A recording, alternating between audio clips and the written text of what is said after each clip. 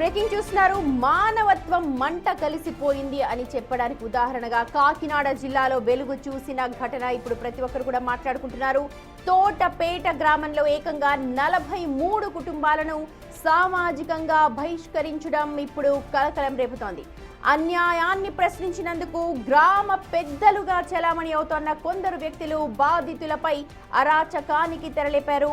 2024లో ఇంటి సమీపంలో జరిగిన ఒక భూ వివాదం ఈ ఘోరానికి ప్రధాన కారణమైంది అని చెప్పి బాధితులంతా అంటున్నారు. గ్రామంలోని కొందరు పెద్దలు ఏకపక్షంగా వ్యవహరిస్తూ ఒక వర్గానికి మద్దతుగా నిలిచారు అని అంటూ ఆవేదన వ్యక్తం చేస్తున్నారు. అయితే ఈ అన్యాయాన్ని 43 కుటుంబాలకు చెందిన బాధితులు ఇప్పుడు గట్టిగా ప్రశ్నించారు.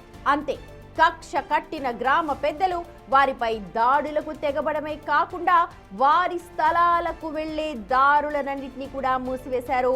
అంతటితో ఆగకుండా ఊరి నుంచి పూర్తిగా వెలివేస్తూ హుకుం జారీ చేశారు.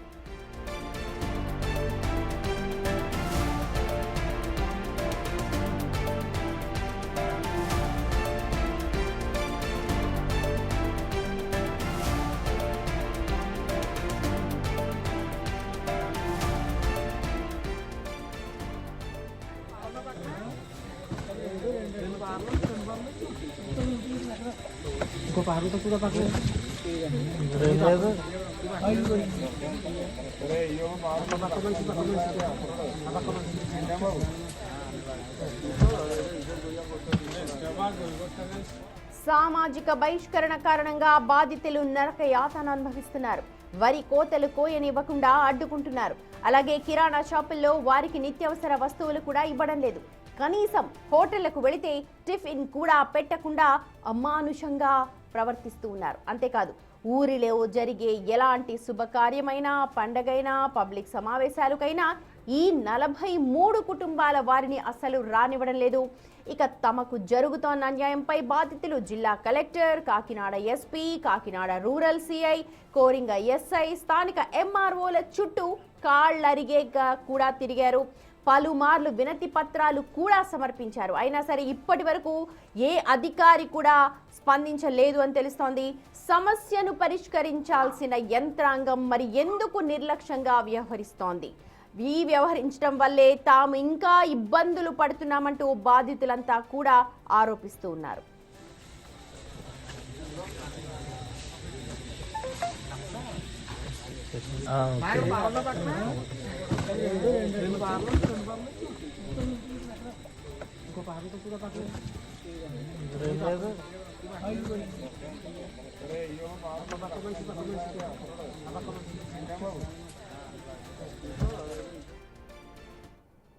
లేదన్న మాట ఎంఆర్ఓ గారు లేదనేసి అంటున్నారు.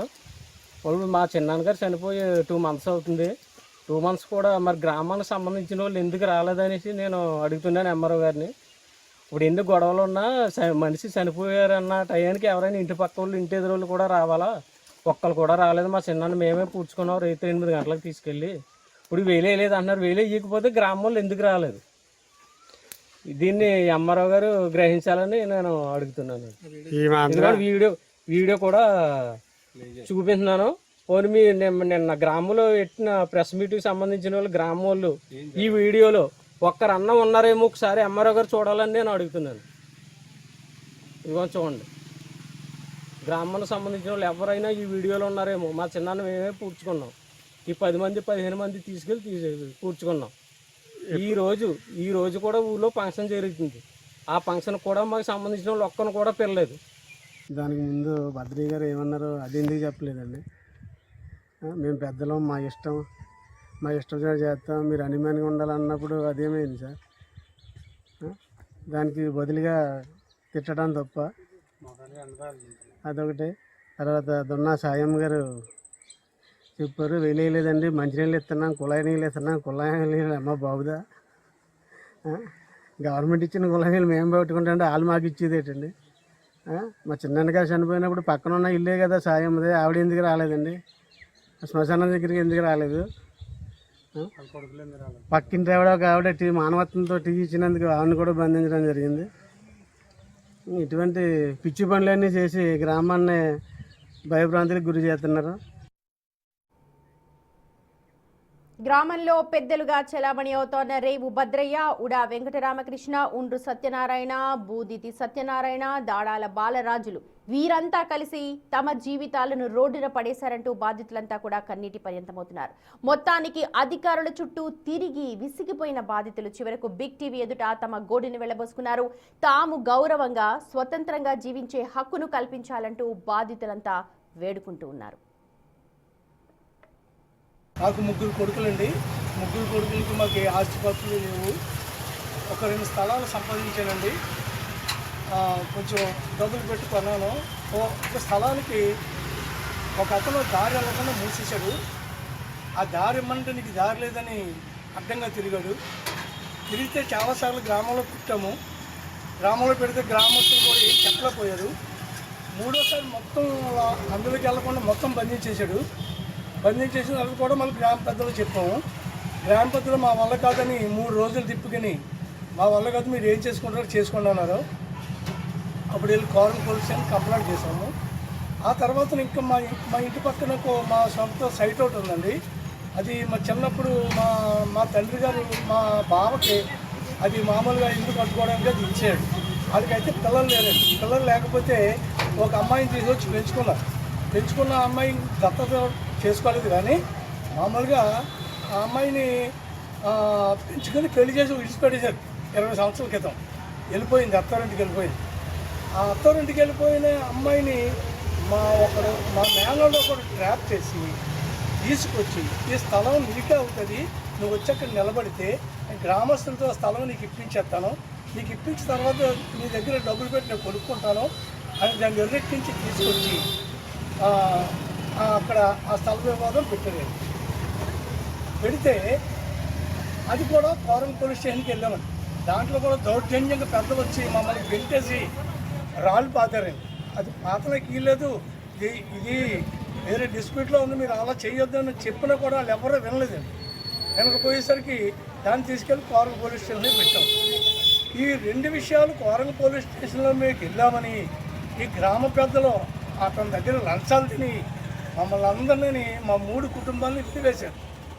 నేను చర్చిలో ఒక అతనికి రవణన్న అతనికి సెకండ్ మ్యారేజ్ చేసుకుంటే నేను సంతకం పెట్టినందుకు నన్ను గుడి దగ్గర పిలిచారు పెద్దలు, గ్రామ పెద్దలు పేర్లు రేవు భద్రయ్య, ఇలా మా ఉండ్రు సత్యనారాయణ, దడాల బాలరాజు, కోడ రాంబాబు, వీళ్ళందరూ పెద్దలండి. వాళ్ళు పిలిచి నన్ను అడగడం జరిగింది. జరిగితే మరి నాకు తెలియదయ్యా, మరి మేము చర్చిలో పెట్టాను తప్ప నేను ఊళ్ళో ఏం పెట్టలేదు కదా అన్నాను. సర్లే ఇంకా ప్రాణం తప్పకుండా వెళ్ళిపో అని చెప్పేసి పంపేశారు. మా విలేజ్లో మా బావగారు పెళ్ళి చర్చలు చేసుకోవడం జరిగిందండి. అయితే ఆ పెళ్లి కూతురుకి తల్లిదండ్రులు లేరండి.